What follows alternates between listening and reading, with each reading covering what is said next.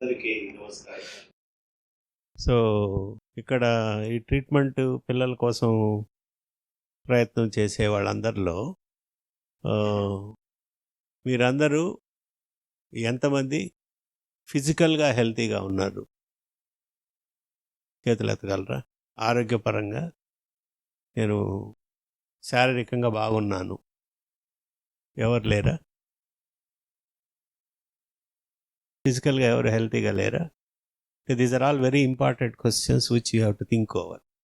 శారీరకంగా ఎంతమంది మీరు హెల్తీగా ఉన్నారు? ఆలోచించుకొనైనా చెప్పండి మళ్ళీ వచ్చినప్పుడు. మెంటల్గా ఎంతమంది హెల్తీగా ఉన్నారు? మెంటల్ హెల్త్ అంటే ఆ, అర్థం కావచ్చు కాకపోవచ్చు. ఎంతమంది హ్యాపీగా ఉన్నారు? మీరు హ్యాపీగా ఉన్నారు, రైట్, వెరీ గుడ్. సో ఇందాక ఎవరు పెద్దగా మాట్లాడలేదు, ఇప్పుడు ఎంతమంది హ్యాపీగా ఉన్నారంటే మీరేం చెప్పటం లేదు. అది తెలుసుకోవాల్సిన అవసరం ఉందా? ప్రెగ్నెన్సీ అనేది రావడానికి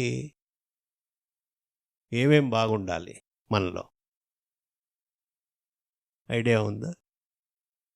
ఫస్ట్ టైం కాకుండా ఆల్రెడీ 2-3 టైమ్స్ విజిట్స్కి వచ్చిన వాళ్ళు ఎంతమంది ఉన్నారు? అదైనా ఎత్తండి పైకి. రైట్, మీరు ఆన్సర్ చేయగలగాలి. సో మెంటల్గా ఎందుకు హెల్తీగా ఉండాలి? సార్ మెంటల్గా హెల్తీగా ఉంటేనే మనం ఏదనేది డిటర్మైన్ చేసుకొని చేయగలుగుతాం.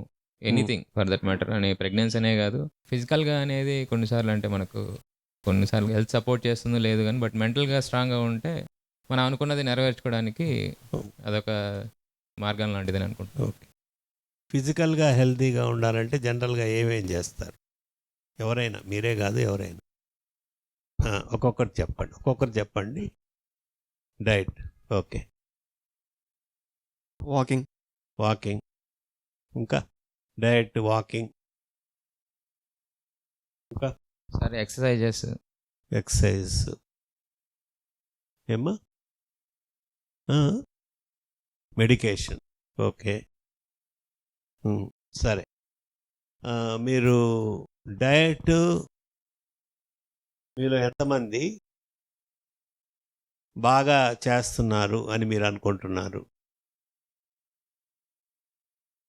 ఈవెన్ ఫస్ట్ టైం వచ్చిన వాళ్ళు కానీ ఆల్రెడీ వచ్చిన వాళ్ళు కానీ డయట్ ఎంతమంది మీరు బాగా చేస్తున్నారు అని అనుకుంటున్నారు? చేతులు ఎత్తండి, పర్వాలేదు. రైట్. సో మీలో ఎంతమంది డయట్ మేము ప్రాపర్గా తీసుకుంటున్నాము? అవునా, very good, right. So complete 100% నేను చెప్పలేను సార్, కాకపోతే 100% 50-70% అని చెప్పవచ్చు. మామూలుగా ఒక 40 years, 50 years, 60 years బ్యాక్కి ఇప్పటికీ డయట్లో వచ్చిన చేంజెస్ ఏంటి సొసైటీలో? సొసైటీ అంటే మన ఇళ్లలో. ఒక్కొక్కరు చెప్పండి.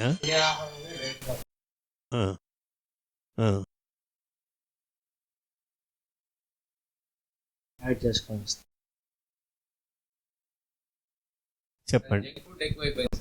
జంక్ ఫుడ్ అంతా ఫాస్ట్గా కావాలి.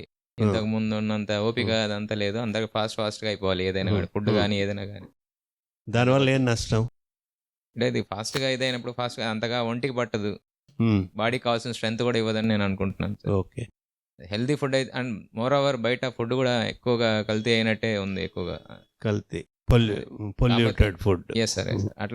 అట్లా కాకుండా ఎక్కువ కొంచెం మ్యాక్సిమం మన ఇంట్లో కనుక ప్రిపేర్ చేసుకోగలిగి తినగలిగితే బాగుంటుంది. అవాయిడ్ చేస్తే బయట నుంచి, ఎందుకంటే బయట ఆయిల్స్ అవన్నీ బాగుండట్లేదు కాబట్టి మ్యాక్సిమం ఇంట్లో చేసుకొని తినగలిగితే ఓపిక్గా మనమే. మేజర్గా ఏంటంటే జంక్ ఫుడ్ అవాయిడ్ చేయాలని నేను ఫీల్ అవుతున్నాను సార్. అంటే మేము ఇక్కడికి వచ్చిన తర్వాత అది అవాయిడ్ చేశాను చాలా. అంటే నాకు డయాబెటిక్ ఉంది, అది కూడా కంట్రోల్ అయింది, చాలా ఎక్సలెంట్ కంట్రోల్ అయింది. హెల్తీగా, కొంత మానసికంగా కూడా నేను ఈవెన్ జాబ్ పరంగా కూడా అంటే దృఢంగా తయారవ్వగలిగాను సార్ ఇక్కడికి వచ్చిన తర్వాత. నేను that's what I feel. Okay. Food అయితే మాత్రం మనం ఇంట్లో చేసుకుని తింటే ఎక్కువగా మనం వాట్ ఎవర్ బయట దొరికే దాంట్లోనే మనం ఇంట్లో చేసుకుని తింటే హెల్తీగా ఉంటాము. బయట అవాయిడ్ చేస్తే మ్యాక్సిమం అంటే అత్యవసర పరిస్థితుల్లో అవసరం కొన్ని చోట్ల తప్పదు. ఇప్పుడు ట్రావెలింగ్ చేస్తున్న టైంలో తప్పదు. తప్పదు. మిగతా టైం రైట్. సో ఈ జంక్ ఫుడ్స్ అవుట్ సైడ్ ఇవన్నీ మనలో దాదాపు ఈ జనరేషన్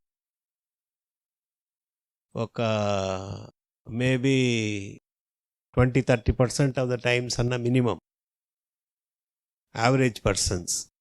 కొందరు వాళ్ళు జాబ్స్ పరంగా తిరిగే వాళ్ళు అంటే ఇంకా ఆల్మోస్ట్ 50-60-100% కూడా బయటే తింటుంటారు.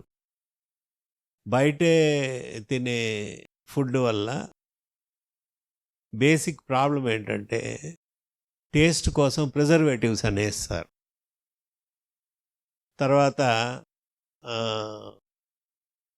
షెల్ఫ్ లైఫ్ ఉండాలి. ఇప్పుడు మీరు చిప్స్ తింటున్నారు, మీరు ఏదో ఇంట్లో తయారు చేసుకొని తింటే అప్పుడు తినేస్తారు.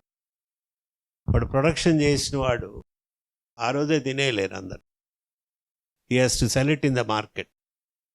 అది 3 months 4 months 5 months 6 months shelf life అని అది ఉండాలి, చెడిపోకుండా.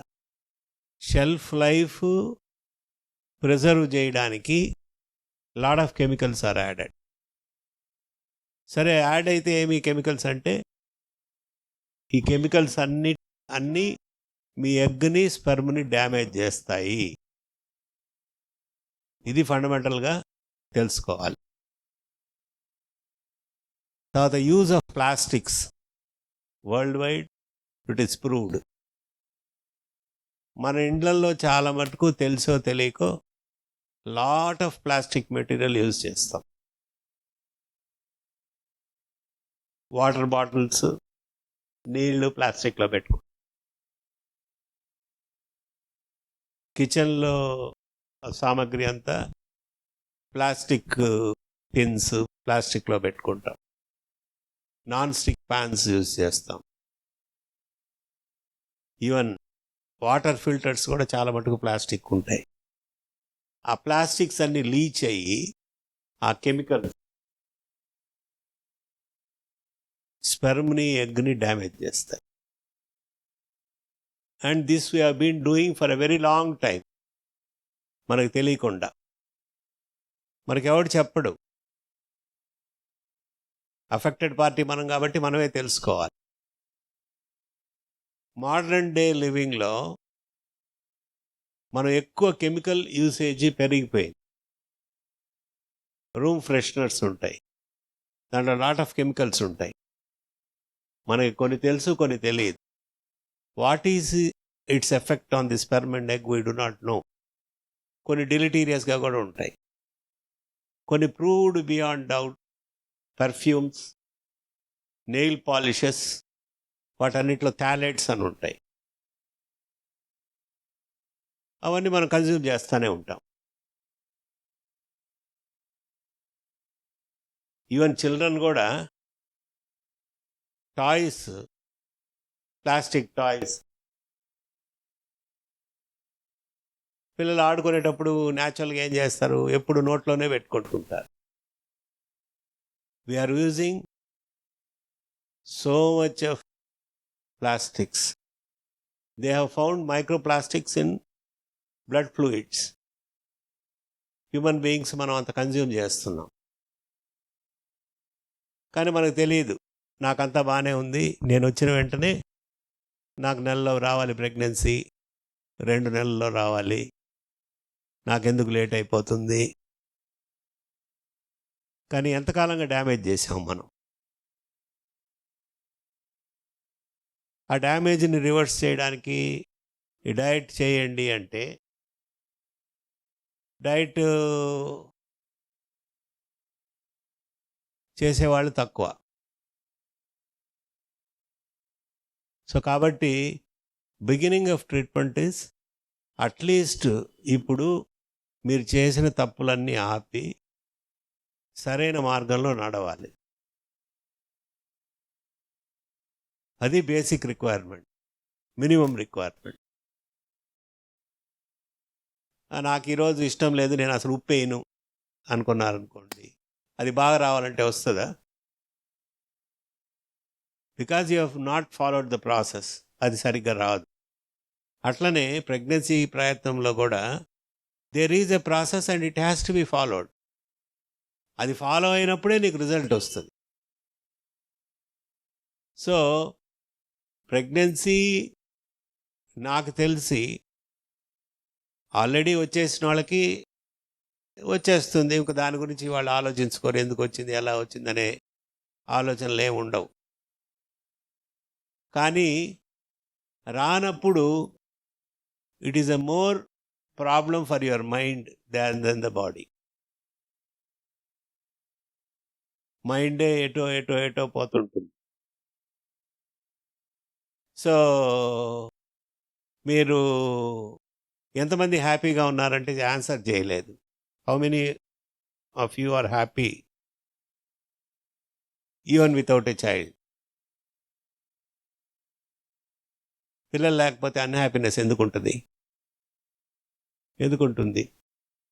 Why people should be unhappy if they don't have children? లేకపోతే పిల్లలు ఎందుకు కావాలనుకుంటున్నారు? మీరు ఆలోచిస్తారా నాకెందుకు కావాలనేది? చైల్డ్ ఎందుకు అవసరం అంటే ఎక్కువ మందికి, సమాజంలో ఎక్కువ మందికి ఏంటంటే అందరికి ఉండేది మనకు లేకపోతే మనం వెనకాల పడటం అనేది కామన్ రీజన్. అవి కాకుండా ఇంకేమైనా ఉన్నాయా రీజన్స్? సరే, ఇవన్నీ బాగా చేయండి. మీకు మంచి బేబీని మీరు అందరు తీసుకుంటారు. Thank you.